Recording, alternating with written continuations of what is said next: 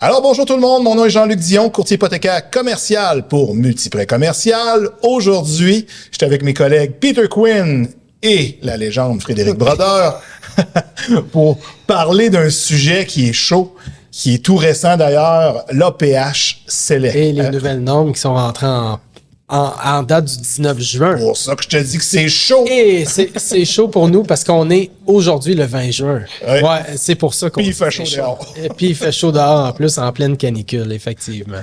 Exact. Fait que dans le fond, l'APH Select, ben écoute, je sais que beaucoup de gens connaissent, on peut peut-être résumer rapidement, puis après ça, rentrer dans le détail des nouveautés, des stratégies, comment qu'on voit ça, autant du bâtiment existant, autant du bâtiment neuf, voir un peu vos avis, ce que vous voyez avec les dossiers, comment le marché est en train de se dessiner par rapport à ça. Parce que surtout dans la construction neuve, on voit qu'il y a des changements de stratégie majeurs qui arrivent.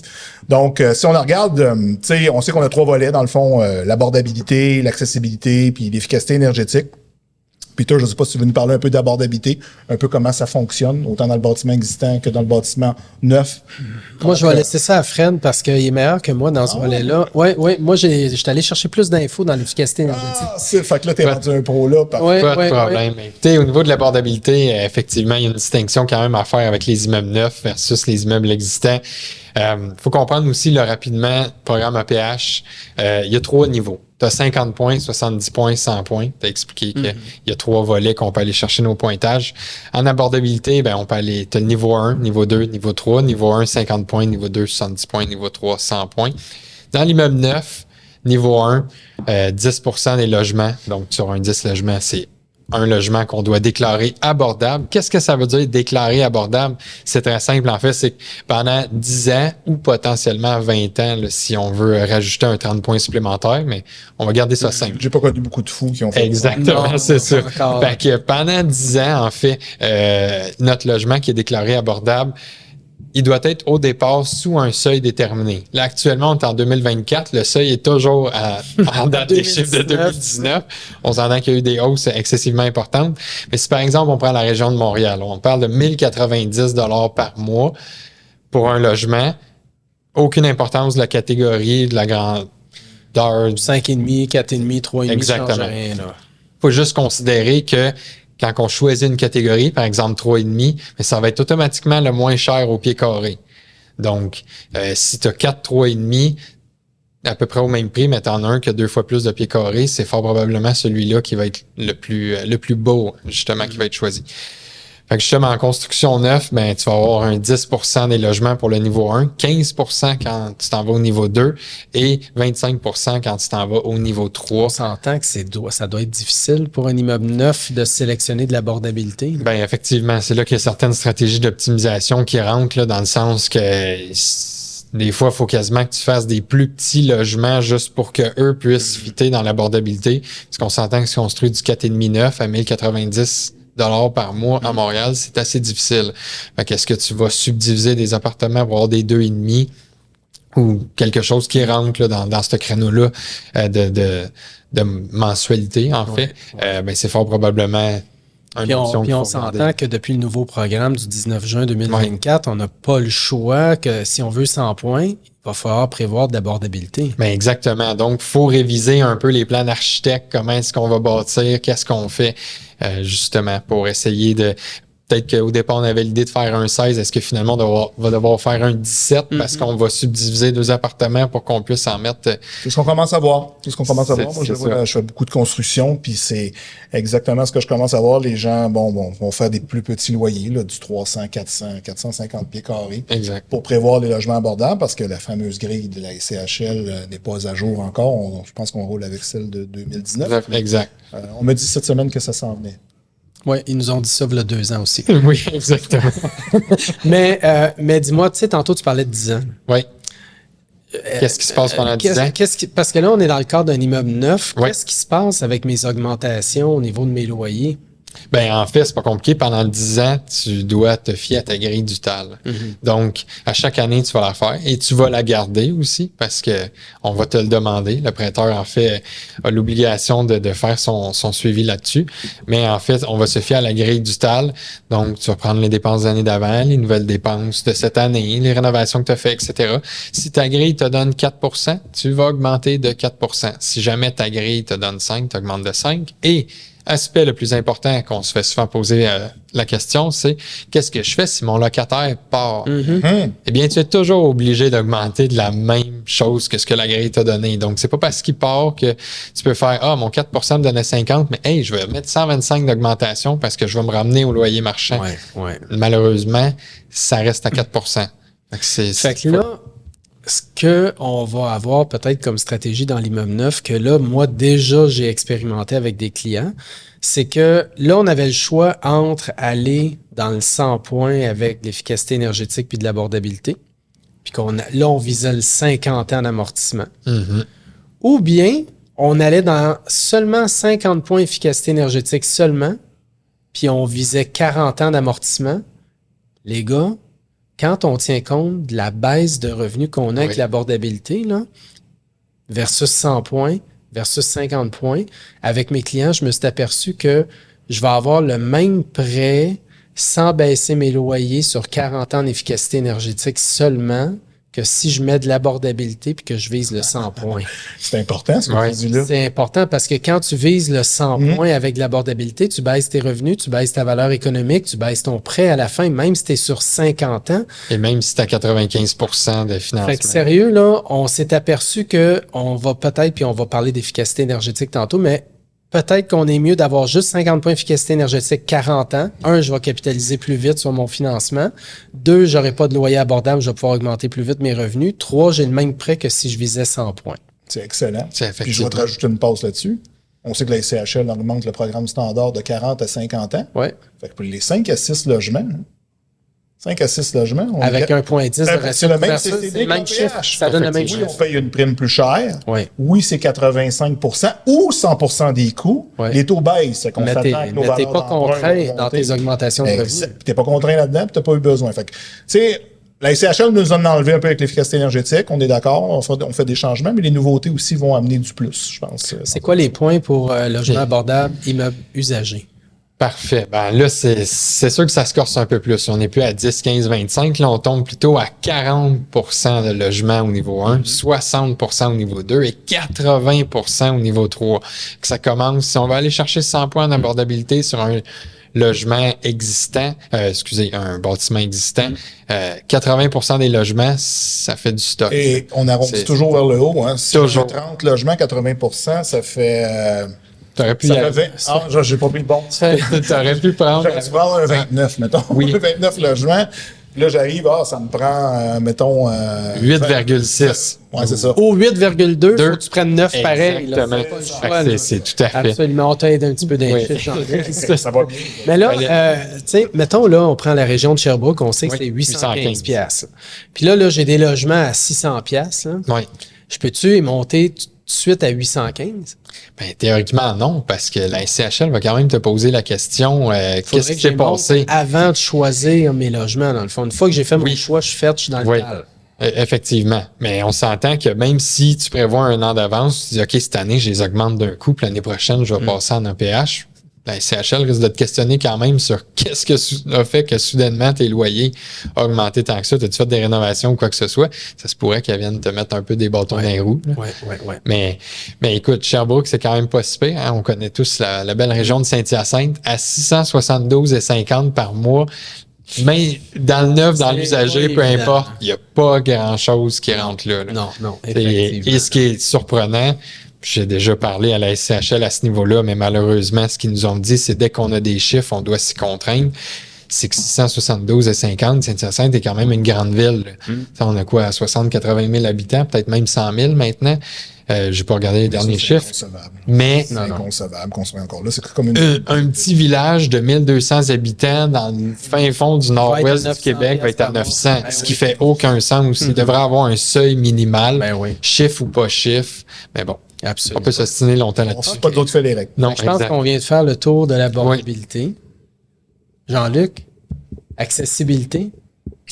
L'enfant pauvre de la PH, accessibilité, mais qui commence avec les nouvelles règles mises à jour le 19 juin à susciter de l'intérêt parce que, dans le fond, surtout dans le neuf, je vous dirais, parce que c'est à partir de là, de la conception, on peut le prévoir. Tu sais,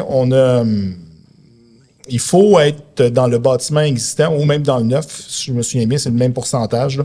Pour avoir 20 points, on a besoin d'avoir 15% des logements qui sont accessibles à différentes normes. Il y a plusieurs normes, puis je suis pas un spécialiste, je vous dis ça, des normes à ce niveau-là, là, qui est la B651-18. Exactement. Ça? Ben oui, c'est écrit. Ah, non, j'ai quand même une mémoire. Où il y a la méthode universelle, aussi de conception universelle. Je peux pas rentrer là-dedans. On aura un jour un architecte qui viendra pour nous parler de là, mais déjà là, c'est de rendre pour les personnes à mobilité réduite des outils. Donc, des portes plus grandes, des ascenseurs. Des comptoirs plus bas. Des comptoirs plus bas pour les armoires de cuisine ou les vanités. Des supports pour dans la salle de bain pour se lever dans le bain ou Ascenseur, évidemment. Exactement. C'est Rampe d'accès, loyer au rez-de-chaussée, tu sais, c'est toutes des choses qui vont rentrer, qui vont aider. Puis le pourcentage est pas si élevé que ça quand on regarde ça. Les mesures sont pas si énormes que ça. C'est pas un coût. C'est un peu comme l'efficacité énergétique, c'est pas un coût ce qui est si énorme à rajouter. Qu'on commence à voir, parce que dans le fond, tu vas chercher ton 50 points d'efficacité énergétique, plus ton 20 points, tu as ton niveau 2, Ouais. puis là, à ce moment-là, tu es certes. Ça sert à rien d'aller chercher, en tout cas, tant qu'à moi, ça sert à rien d'aller chercher le niveau 2 d'accessibilité qui est 30 points. non.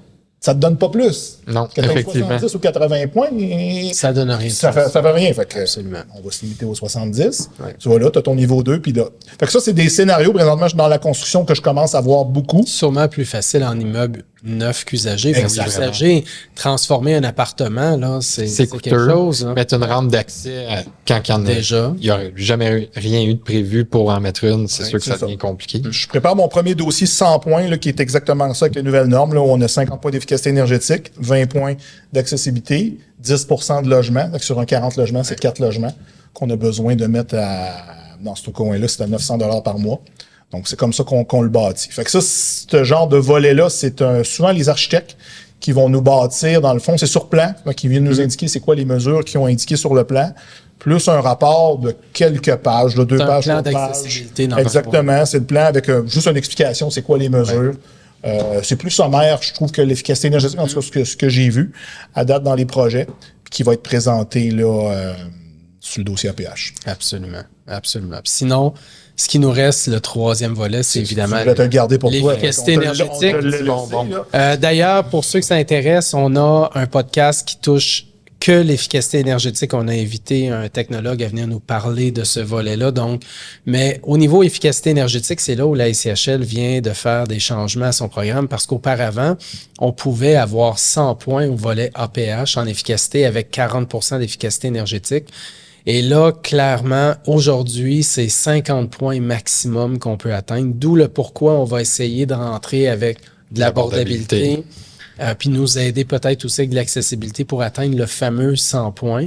Mais encore là, il faut se questionner à savoir est-ce que ça vaut la peine tant que ça d'aller jusqu'aux 100 points. En efficacité énergétique, pour les immeubles neufs, encore là, il y a 3 niveaux. Le premier niveau, il est à 20 points pour 20% d'efficacité énergétique. Le deuxième niveau est à 35 points pour 25% d'efficacité énergétique. Et le troisième niveau, 50 points pour 40% d'efficacité énergétique. Du côté des immeubles existants, on parle du premier niveau à 20 points pour un 15% d'efficacité énergétique, 25% au niveau 2 pour 35 points et 40% pour 50 points. Mais dans tous les cas, je ne peux pas dépasser 50 points.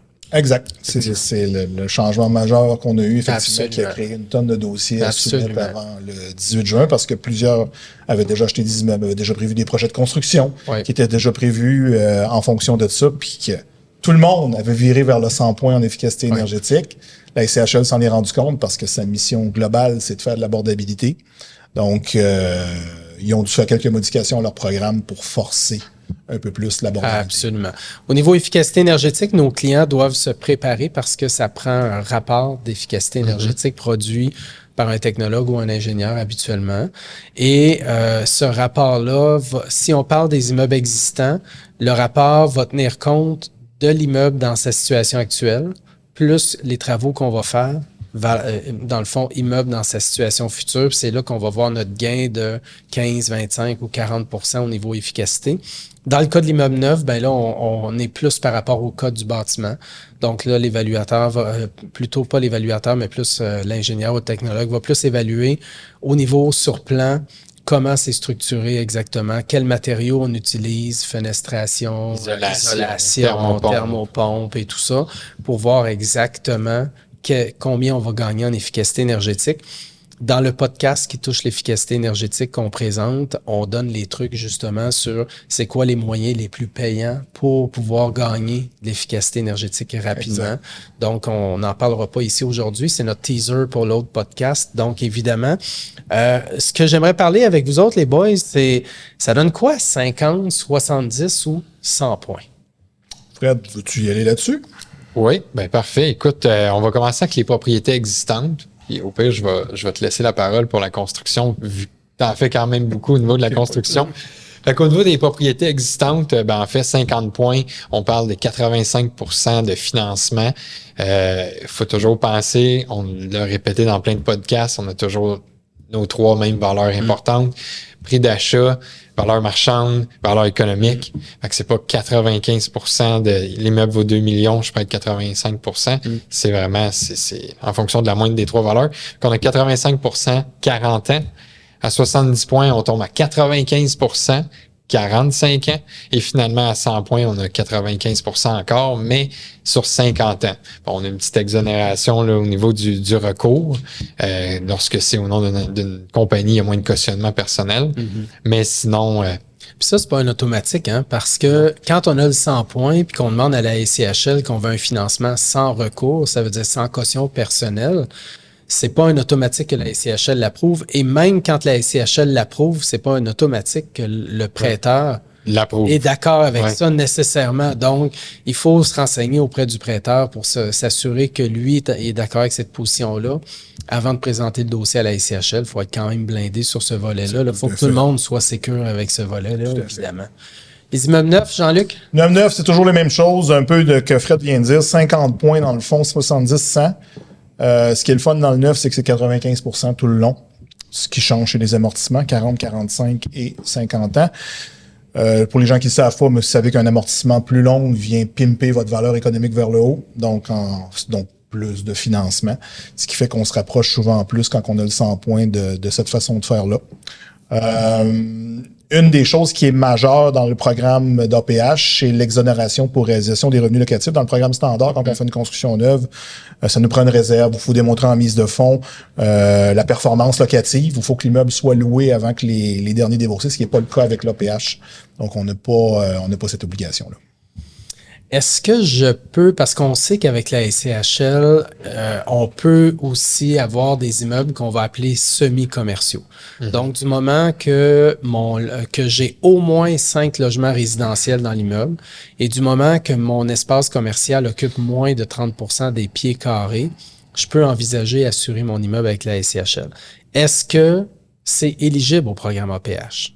Absolument. Tout à fait.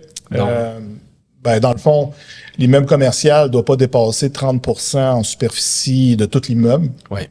C'est valable pour la superficie et aussi les revenus. Là, ça ne doit pas être plus si de 30. Le loyer du marché commercial est très cher, ça ne fonctionnera pas dans vos calculs. Donc, normalement, c'est ce qui va être fait. On calcule. C'est juste que la partie commerciale, on n'ira pas jusqu'à 85-95% avec l'APH, on va être limité à 75. Le ratio de couverture de dette en APH va être à 1,4 qui va être fait. Donc, c'est une forme de calcul qu'on appelle des calculs hybrides. C'est comme si on coupait notre immeuble en deux. On calcule la partie résidentielle, on calcule la partie commerciale, puis ça vient faire notre financement. Fait un immeuble semi-commercial n'a jamais autant de financement qu'un immeuble qui est 100% résidentiel à cause des ratios que je viens de vous dire. On a entendu parler de toutes sortes d'affaires en lien avec un amortissement de 55 ans. Puis clairement, évidemment, on l'a vu que certains de nos compétiteurs présentaient peut-être pas nécessairement la bonne information, mais le 55 ans, exactement, Jean-Luc, qu'est-ce que je peux faire avec 55 ans d'amortissement? Oui, c'est une belle publicité que les gens puis les clients ont déjà commencé à m'appeler ou à me challenger. Je me mêlais sur 55 ans. T'es-tu en défaut? C'est ça la question. OK. C'est que c'est une mesure spéciale qui a été mise dans le fond pour les cas de défaut. Fait que t'as déjà un prêt SCHL ou t'as une problématique quelconque, je sais pas, moi, t'as renouvelé, le taux d'intérêt a monté, t'es plus capable de faire tes paiements. T'es passé d'1,5% à 4,5%. Exactement. Donc, il y a une demande d'augmentation de l'amortissement qui est possible jusqu'à 55 ans. Pour nous donner de l'air, le temps que la situation se replace. On a vu un peu quand les taux ont monté avec plus au résidentiel, est-ce que les prêteurs ont augmenté l'amortissement? Mais là, la SCHL s'est donné aussi cette latitude-là que si jamais on arrive dans une situation problématique, pour les personnes en défaut, et je précise, c'est exactement ce qu'on m'ont dit puis qu'ils m'ont répété, puis c'est ce qui est écrit dans le communiqué, cet amortissement-là. Mais tu peux pas faire un projet de construction en OK. Bon, là, c'est pas mal plus clair comme ça, effectivement. Messieurs, est-ce qu'on a couvert notre sujet aujourd'hui? PH, on peut couvrir plein d'affaires. Ouais, mais on a d'autres podcasts là-dessus, mon homme. Tabarouette, hey, c'est tellement, tu sais, les pièges, on en avait déjà parlé. On a parlé des pièges également. Vous avez un podcast qui va vous parler principalement aussi des pièges liés au programme APH, surtout quand on parle d'abordabilité, évidemment, effectivement, ou liés à l'amortissement qui, parfois, très élevé, fait en sorte qu'on capitalise beaucoup moins. Donc, ça, c'est un podcast à ne pas manquer également. Donc, sur ce, messieurs, merci beaucoup. Ça a été très, très, très instructif, comme toujours. J'espère que ça vous a plu. Si jamais vous voulez avoir plus d'informations, contactez nos courtiers. Vous avez accès à nos coordonnées sur le site Internet au www.multi-plex.ca. Merci à tous et bonne fin de journée.